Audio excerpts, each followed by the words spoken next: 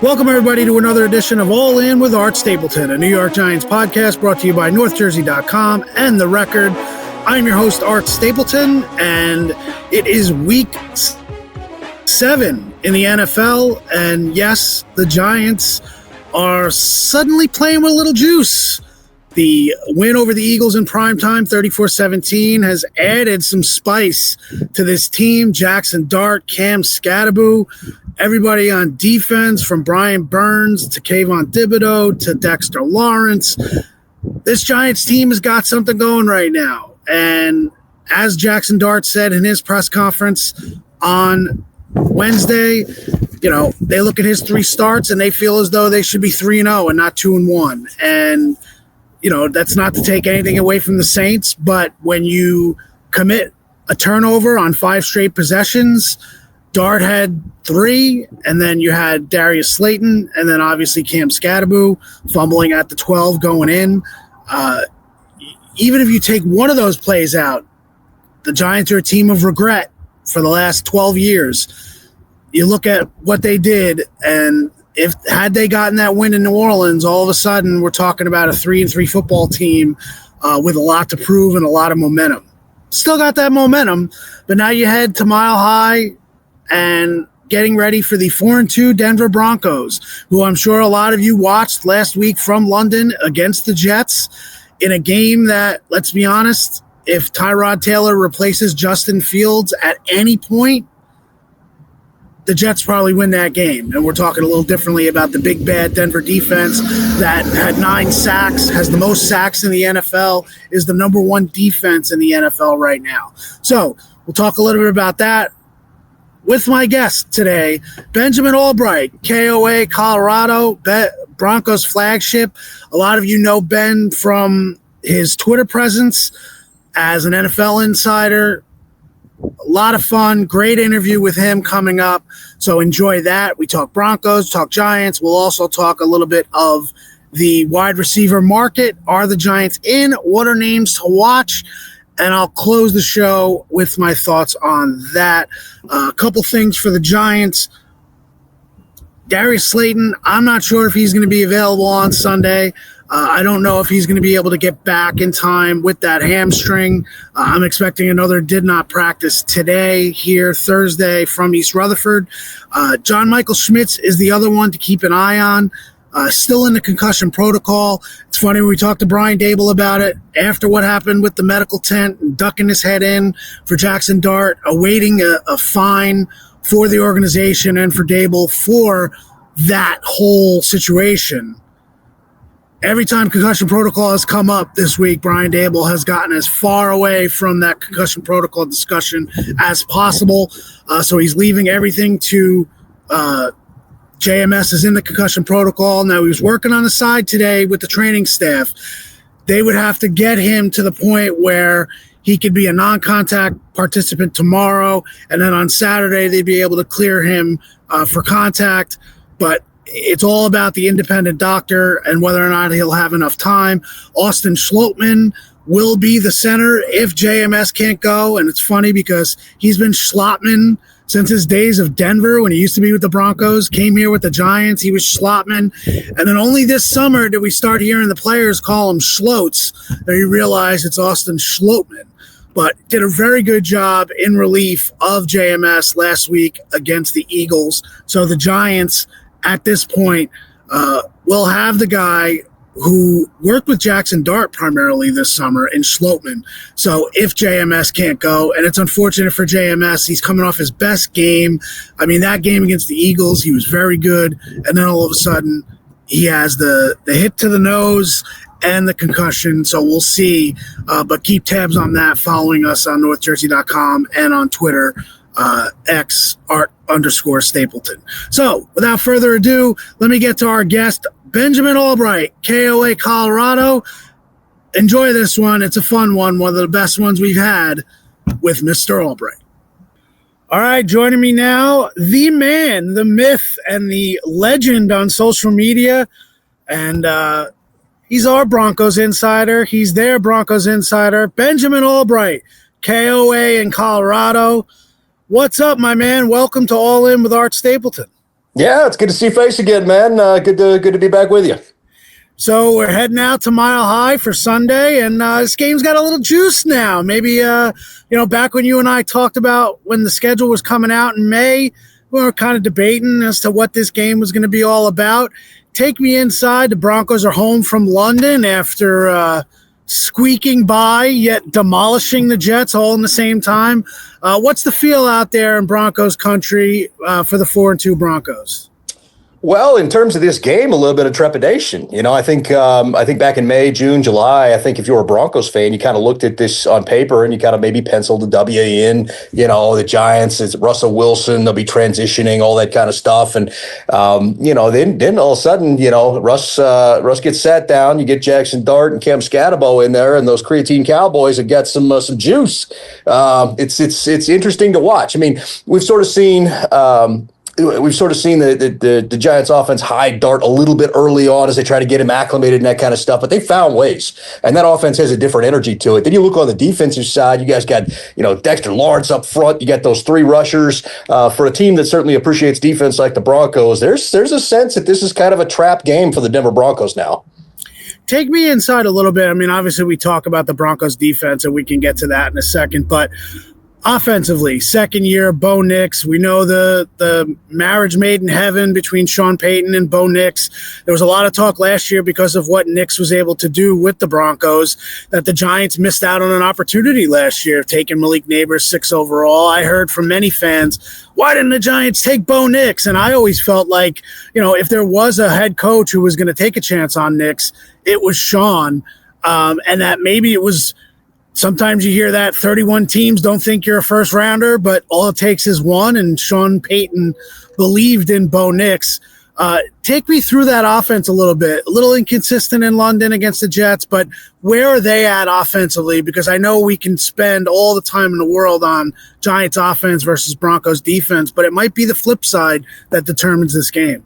Yeah, I think you hit the nail on the head there. Well, I think the important thing to remember is everybody was like, oh, Bo is Sean's new Drew Brees. That is not it. I mean, Bo is not Drew Brees. He's not like Drew Brees. He doesn't play like Drew Brees. If anything, Bo is closer to a poor man's Tony Romo than he is to Drew Brees, another quarterback that Sean's familiar with his time with the Cowboys. In fact, the quarterback he tried to get to New Orleans before he wound up with Drew Brees, but the Cowboys wouldn't trade him. It has been inconsistent. And I think part of that is, let's start with, last year. I think last year, Bo just surprised people. I think the Broncos offense just snuck up on people last year because they didn't have any tape on Bo other than the college tape, and they weren't running that stuff. Now you get a whole off season of tape on Bo Nix, what he doesn't do well. And we see defensive coordinators try to affect his game a little bit, and it's working. I mean, the only major difference about this Broncos team on the offensive side of the ball is the fact that they've got a Devon Vele-sized hole on third down now because they traded him away for a better haul than the Steelers got for George Pickens to the New Orleans Saints. So, there's a third down size hole. Now, Evan Engram, who you guys are familiar with, has kind of sort of stepped into that role a little bit, but it's not quite the same. And he's been sporadic and unhealthy early in the season. So we'll see if that role continues to grow. But that's been the most glaring thing early on. This team has gotten better at running the football. You brought in J.K. Dobbins this offseason. Now, a lot of people were talking up R.J. Harvey, but if you were boots on the ground here in Denver during training camp, you saw it. It was the J.K. Dobbins show. It was all the J.K. Dobbins show. And he has been absolutely phenomenal. The problem is, as anybody who's ever seen Sean Payton coach, Sean loves to pass the ball. And Sean will forget that he has a good run game at times and get away from it to the point where he writes run the ball on the top of his Waffle House play sheet, every week, just to remind himself to run the ball. And so that's the main thing. I think when the Broncos are at their most successful is when they're able to establish the run early and maybe a little bit of quick game, and then build those deep PA shot plays that Sean Payton wants to run off of that. They'll spam the screen, they'll spam the slant, but they're at their best when J.K. Dobbins gets going and gets in a groove early. And we didn't really see that against the Jets. That debacle, that was very nearly a disaster. I might have had to retire from talking about sports after that because I guaranteed a Broncos win before the week against Justin field goals, and we still almost managed to snatch defeat from the jaws of victory. So, but this offense, I mean, it's inconsistent, and now you've got an injury at left guard to try to figure out. With Ben Powers out, they tried Pert. He got hurt. He wasn't very effective. Throckmorton and Alice Palczewski will get the next shot at that, and we'll see which one's able to kind of take the mantle there and go from there. But that's a big, glaring spot, especially when you got three guys on defense there with the Giants. You can line up, you can move Carter around and blast over that B gap there. So that's one thing I think we're worried about. Yeah, I would expect some stunts on that side, especially with Carter and Burns. They were effective against the Eagles last week, and Garrett Bowles is obviously a very good tackle, but the Eagles had one too in Jordan Mailata, and the Giants were able to work those stunts, especially when the attention went to Carter and then Burns coming inside. I wanted to talk to you about just one more thing on Evan Engram, because it's funny because Giants fans know Evan Engram well, and the one thing or the two things that how you described him was injuries and I guess a little bit inconsistent, right, in terms of where he was at.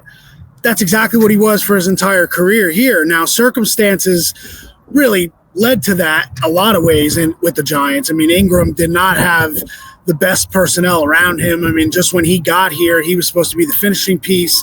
And then obviously Odell Beckham Jr. got hurt in 2017. And, Engram was on that team that went to Denver back in 2017 when all hell was breaking loose for the Giants. And somehow they beat that Denver team on Sunday Night Football, 13.5 points. But tell me a little bit more about Engram. I mean, is there a feeling that he's coming out of it, or is this just kind of been a lull that you kind of look at and you say, is there really a spot for him? Because signing there was all the talk, right? I guess it's the Joker position, right? That Peyton had, and he's going to be the next Jimmy Graham and all that stuff.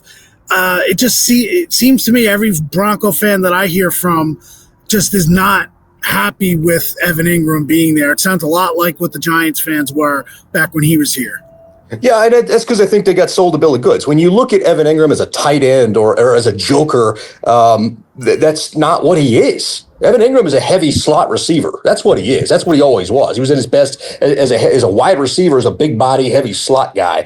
And when you view him through that lens instead of this finishing piece, like you guys said, or the joker, or he's going to take over the tight end and be the next Jimmy Graham and all that stuff. I mean, you got sold a bill of goods on that. That was never the case. That was never what he was going to be, and it's not what he is at 32 years old now. With declining athleticism, but as a heavy slot receiver who can make plays on third downs. Now, all of a sudden, if you view it through that lens, okay, I think a lot of that is perspective on how it was sold. Nate Adkins is the joker on this team. Nate Adkins lines up at the H-back, running back, wide receiver, tight end, whatever. Nate Adkins is the joker, but that's not as sexy as going out and signing an Evan Engram and then calling it the joker. So, gotcha. I think that's part of it. Engram is a between the 20s heavy slot guy. They'll occasionally use him in the red zone, but he didn't really get a lot of red zone work. He's really a between the 20s chain mover on third down that they were hoping would take some of the, once they traded DeValay, they were hoping he would take some of the onus off on third downs and be that guy. And last week he sort of was a little bit. Last 2 weeks he sort of was a little bit, but it had been inconsistent to this point.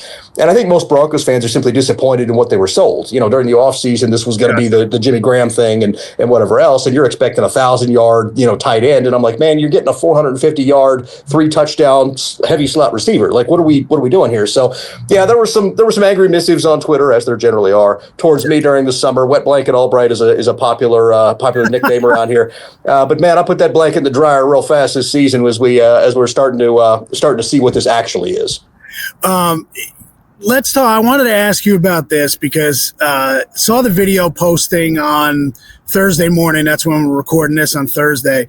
But Jonathan Cooper at his press conference was asked about Jackson Dart and kind of made a comment. It wasn't slamming Jackson Dart, but it was just, we've seen guys like Jackson Dart. And he mentioned obviously Mahomes and Herbert. I mean, you've seen talented quarterbacks. But in his answer, he kind of mentioned, his chain and he's running around in the pocket. And to me, it seemed like he was kind of belittling Dart a little bit, almost like all right, let's see when we get you out here if you're going to play that way. Now, my take on the whole thing is that what happened last Thursday night, Giants became a national story for 24, 48 hours. You got Scadaboo taking his shirt off, posing with Ryan Fitzpatrick. And in the moment, I didn't think about it. But you know what? The Giants kind of put the target on themselves a little bit. So my question to you is, hearing Cooper, Is that the feeling now with the Broncos, that almost like the Giants are coming here kind of like I don't want to say media darling, but, everybody's talking about these guys. We'll see when you get out here. We know what it's like to play talented quarterbacks in this division. We're gonna show you what we can do. Am I wrong? Am I right? How do you read that situation? Well, a couple of things. First of all, I'll preface this by saying Jonathan Cooper's one of the most humble, down-to-earth guys that's out there. Like, he's not out there taking shots at people, like, not intentionally. I get how that came out, but it's not meant to be like a dig at that. What I will say is that there probably is a bit of a prevailing sentiment in the locker room about the Giants have all the sizzle. We want to find out if they got any steak. And so I think that's really more, if you view it through that lens, that's a little bit more where that's coming from. I don't think, like, Coop's not the guy to take shots at anybody ever. That is not his lane, like, at all. He's not that dude. In fact, when he was drafted at Ohio State, he was drafted to be the calming influence on Baron Browning, who had been drafted rounds earlier and kind of was that guy. And so that's sort of the thing. Like, Coop is down there, salty. He's not. I think what he was trying to say is, yeah, we see him out there. They got the swagger, they got the chains going and all that. Now we want to see if there's any substance behind that. I think that's, in my opinion, that's sort of the direction. Just knowing how he responds to things, that's probably what they meant. Coop is not a bulletin board material kind of guy. Gotcha. And you know what, Ben, to be perfectly honest, I think that's fair. I think that's a fair assessment of where the Giants are at. I mean, you had one game, you had a preseason, obviously they beat the Chargers here. They were feeling really good. They went down to New Orleans. They turned the ball over on 5 straight possessions, kind of gave that one up to the Saints. And then on national television against the Super Bowl champs, you win the way they did, they're feeling themselves a little bit. And I could see, the Dart and Scatterbo thing, I could see teams kind of looking at it going, you know what, you come here, prove it to us now. Let's see where we're at. I can't remember going back to the draft, and I do want to talk wide receiver market for you to put your NFL hat on.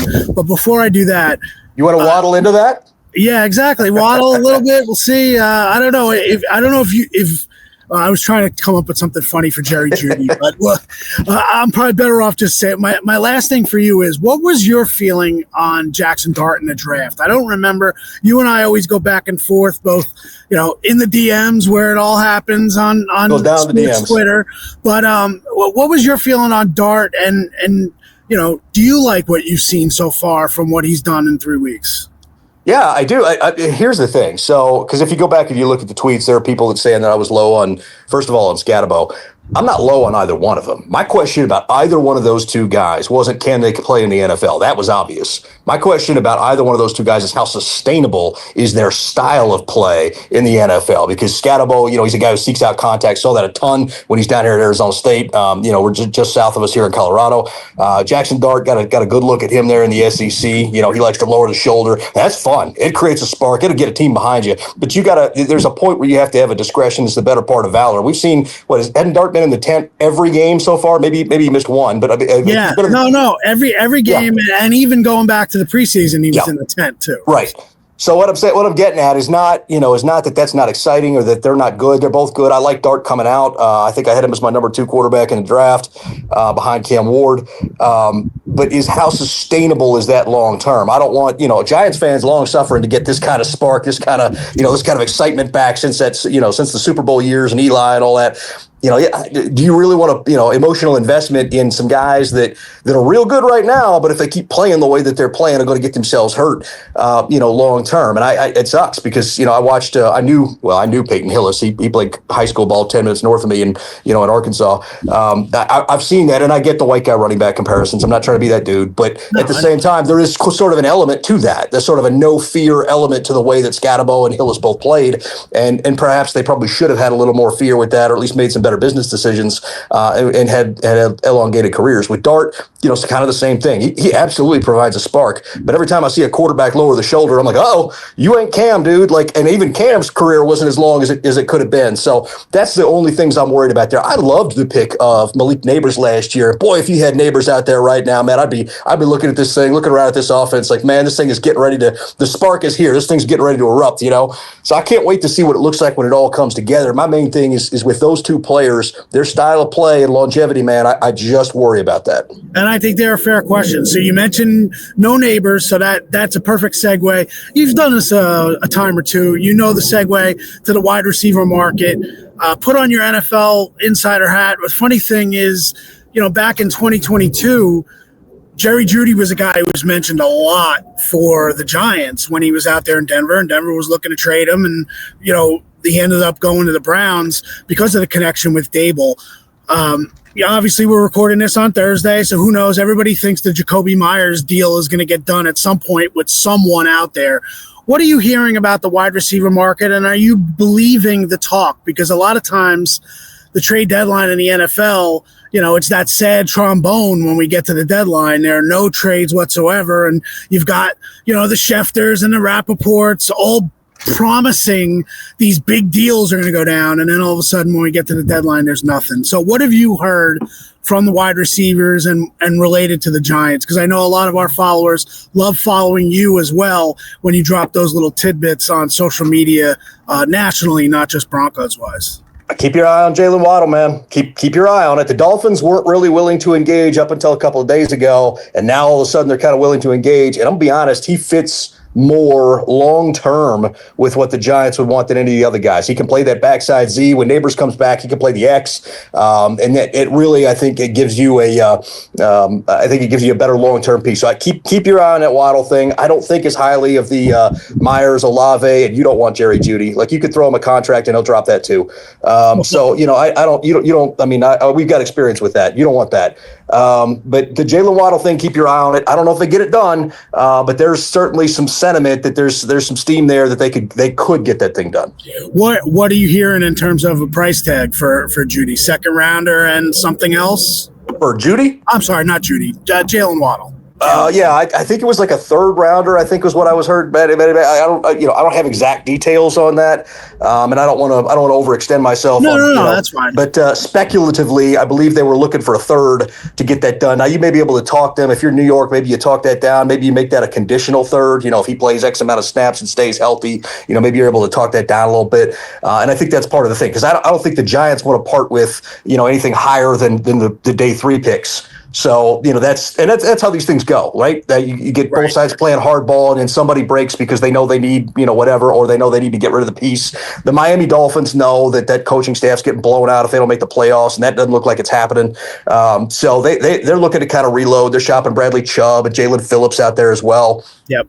They're looking to stockpile draft assets for the next regime. So I think you can probably get it done. I think you can probably get it done equitably. And if you do, I think that's a real good piece, especially for a young quarterback like Dart to have, where you can just throw it up and let him go run under it, go get it, and then as you work him into the offense and its intricacies. I think that's the biggest thing too, is that it's not the Giants waking up after beating the Eagles saying, hey, we can make the playoffs. If that were to happen with a couple more wins that you're not expecting, then you take that the way it is. But you want to give another piece to Dart in order to be able to finish out this season and say, okay, it's not just a piece for this season. It's a piece for how that guy meshes in, like you perfectly said about Waddle and Neighbors playing in the same offense. It works. It's definitely that one situation. And I think the conditions you said would make it interesting for the Giants as well, because I think they would love to be able to offer up a 2027 and say, hey, let's put conditions on a 2027 draft pick for next season, and then say, we'll make it a 2 or we'll make it a 3 if he hits these certain marks. A team is not anxious right away to say, okay, well, we'll go 2 years down the road unless there's a condition to be able to bump it really high and give up a pick that maybe the Giants aren't willing to ask. Last thing for you before I let you go, and I appreciate you joining me today. Got a special day for Denver and Mile High on Sunday, honoring the Super Bowl 50 champs, right? I assume Peyton will be there. I've been getting questions. Will Eli be there as well for the Giants end of things? I would think it's something that, could be happening. Maybe the Manning brothers are together in the stadium. But tell me a little bit about that. And obviously, Demaryius Thomas has been talked about the last couple of weeks, last couple of days. The emotions of Sunday for Denver. What are the Giants walking through, and what should fans be preparing for if they're heading to the game? Well, the Demaryius Thomas thing is the biggest part of it. He was beloved in this city. I mean, just beloved in this city, and so that's one of those things. I mean, he was a true Denver Bronco through and through. I know he ended his career as most do, hopping around a few other places, but that's largely ignored in this city. He was a son of this city, and metaphorically, but he was he was absolutely beloved in this town. So that's going to be a big thing for him. There are still guys that played with him and knew him that are on this team. As far as that goes. As far as the Super Bowl 50 thing, I mean, there's, I think that's putting that in front of the guys now. Hey, look what we can get back to. Look what, you guys haven't been winners, but we can get here kind of thing. You got a taste of the playoffs last year. This is the goal, that portion of it. But this team is so disconnected from that. I mean, none of these players played for the Super Bowl 50 team. I mean, I think there's 4 guys that played for Super Bowl 50 team that are still in the league. Von Miller, long snapper Aaron Brewer, McManus is still out there. I think I'm missing one somewhere, but there's like 4 guys that were on that team. Trevor Siemian, that are still in the league. So, there's not like as much of an emotional connection to that. I will say the thing that I think is interesting, the Broncos have been at sea level for 2 weeks. They went out to Philadelphia early, and they were out in Philly. They left directly from Philly to go to London, and then came back. So they were out at sea level for 2 weeks. And the body at that 2-week mark, at that sea level to altitude elevation, that's where the body starts changing on you a little bit. You turn around and you look at the Giants, who've had 10 days off. I think there's a little bit of concern that this team might be a little jet lagged, and not just because they were Jets lagged on offense in the last game, but I think there's a little concern about that. So I think there's just kind of a stew of things floating out there. You got DT at the Super Bowl 50. You got this whole acclimatization back to altitude thing because they just got back earlier this week. I think there's a lot going on with a lot of those things, and it's going to be interesting to see if they can focus and put everything in front of them and play this game on Sunday and come out with a win.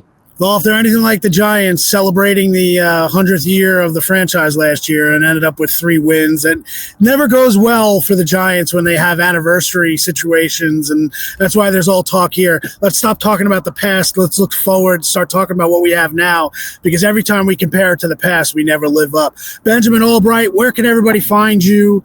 Not only this weekend, if they're out in Denver, they might want to listen to you and find you on socials. Where can they get you? Well, I apologize in advance for your ears if you're listening to the KOA. That's where you can find me there. It's the official home of the Broncos. Not hard to find out here. You can unfollow me at Allbright NFL on Twitter. It's a dumpster fire. I wouldn't follow me. Hey, those are places you can find it if you like my kind of sassy nature. Benjamin Allbright, as always, I will look forward to seeing you on Sunday at Mile High. See you out there, bud. All right, so there you have it. Special thanks to Benjamin Allbright again. Looking forward to seeing him in Denver on Sunday. Let's talk wide receiver market because I've got names. We talk names. He mentions Jalen Waddle. I think Jalen Waddle is number 1 on my list if he's available. Now, he's saying he's hearing that Miami, now a couple days removed from all the fiasco of the Tua situation, people not showing up for team player-led meetings, coming late, all that stuff. If Miami is ready to fold up the tents and see what they can get for players, Jalen Waddle will be at the top of my list. He has familiarity with Dable's system in Alabama. I think it's one of those things where, he's an elite player, or at least a borderline elite player, fits well, as Ben said, with Malik Neighbors next year. And let's be honest, this is not about just making a playoff push. Sure, they're not going to tell you they don't want to make a playoff push, but this isn't the Giants waking up saying, oh my God, we can have a chance at the playoffs. This is Giants looking at it saying, we want to give Jackson Dart and this offense the best opportunity to grow from this season. So give him somebody the end of this year, but also they can build with next year. Waddle is that guy.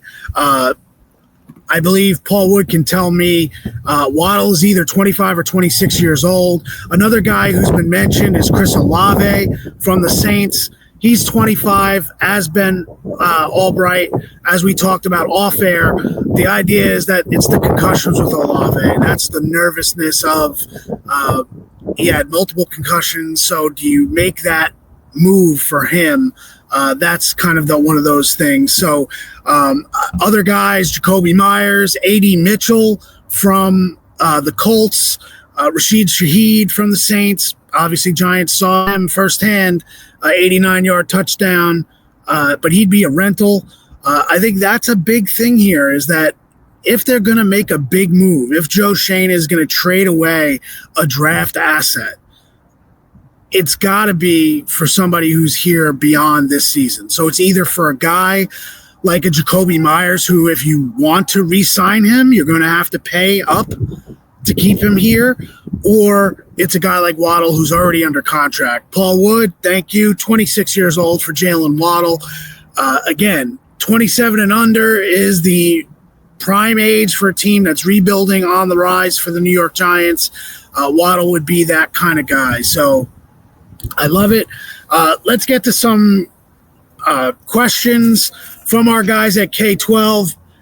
We'll start off with Eric is section 322 and Bobby P from section 334 both wanted to know about the wide receiver situation, bringing up Wan'Dell's situation. Now, that's an interesting thing. Wan'Dell Robinson did not sign a contract. Giants didn't talk extension before the season for Wan'Dell.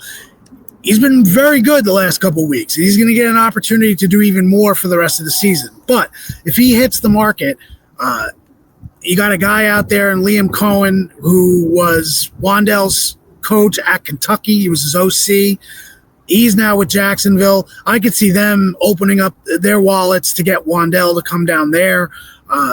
If Wan'Dell decides to sign here, that's fine. He can be a complimentary piece if you go and you make a move. But you are not looking at a Jalen Waddle and saying, we're not going to make the move for Jalen Waddle because we have Wan'Dell here and we have an opportunity to re-sign him in the offseason. Waddle would be a significant upgrade to that situation. So Eric wanted to know about Wan'Dell, and Bobby wanted to know the most likely. Ben Allbright does not like Jerry Jeudy. Obviously has their experience out there in Denver. If Jerry Jeudy is available for a fifth, I might take a chance if the Browns make him available. You know, just because he does have that experience with Dable. The Giants were interested when he was on the market in 2022. Joe Schoen showed restraint and did not make that move. They were looking for a second-round pick or a third-round pick. And Joe Schoen kept his draft assets. He ended up going for a fifth rounder to Cleveland. So Jeudy would kind of be my second guy. And I do like the idea of A.D. Mitchell. If he has fallen out of favor in Indianapolis, he had the touchdown gaffe from a couple weeks ago in week 1 that cost them a win. Then had a holding penalty, cost them against the Rams. He was inactive last week. He only played 6 snaps the week before. Look, he's on a rookie contract as a second-round pick, and he has talent. So if the Colts are looking to get rid of A.D. Mitchell now that Pierce is back there in Indy, I would definitely take a chance on Mitchell. I'm not sure he's on the market, but he's a guy that I would look at. There's been speculation that maybe the Packers, if Christian Watson practices full this week and comes off of the PUP list, do they look at one of their receivers, Doubs, Romeo Doubs, Wicks? Do they look to try to trade one of those guys off because they obviously have the rookie and Golden there? I'm not sure the Packers will look to trade one of their guys, but if they do, that guy can actually be in the mix for the Giants. And I'm going to close this show. Tony M, section 316, wanted to know about Dex. And the Dex question has been very interesting this season because on a number of fronts. Obviously, he did not do much in the summer. Coming back from the elbow injury, they took it slow. Dex was honest about trying to get back into his conditioning. They watched his pitch count early on, snap counts, trying to keep it low.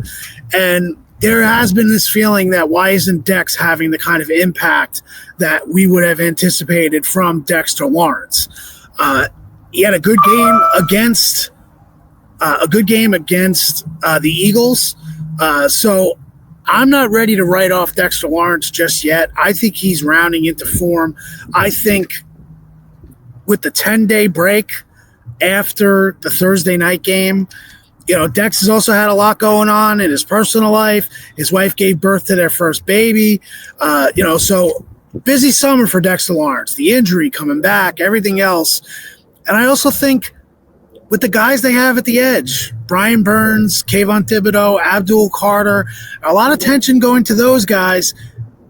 they might not be having the kind of year and the kind of production from Burns' perspective if Dexter Lawrence wasn't pulling those double teams on the inside. So you'll start seeing teams, if Dexter Lawrence is not the player that people think he is, or he has been, you'll start seeing teams send single team, one guy, one-on-one blocks at Dexter Lawrence. That is not happening. That has not happened yet. So I would expect Dexter Lawrence to have a big game this weekend. You heard Benjamin Allbright talk about that left guard scenario. They had Matt Peart playing left guard last week against the Jets.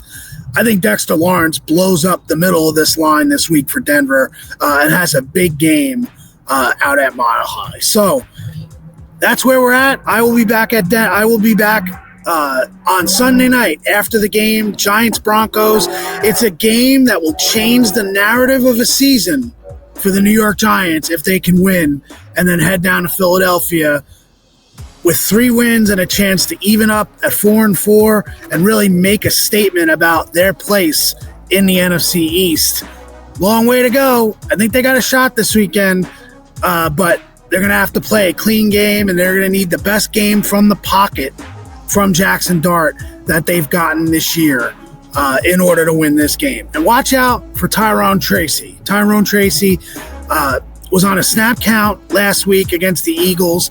So much attention to Cam Scatterbo, and deservedly so. 5 touchdowns this season, coming off a 3-touchdown game. Don't forget about Tyrone Tracy. I think Tracy gets more run this weekend, and I think he could be a guy that if the Giants win, we're talking about making 1 or 2 really big plays, momentum shifters for the Giants to end up beating Denver. For Benjamin Allbright and my producer Paul Wood, I'm Art Stapleton. We appreciate you being all in, and we are all in with the New York Giants. On to Denver Sunday. We'll catch you after the game with our post-game wrap-up.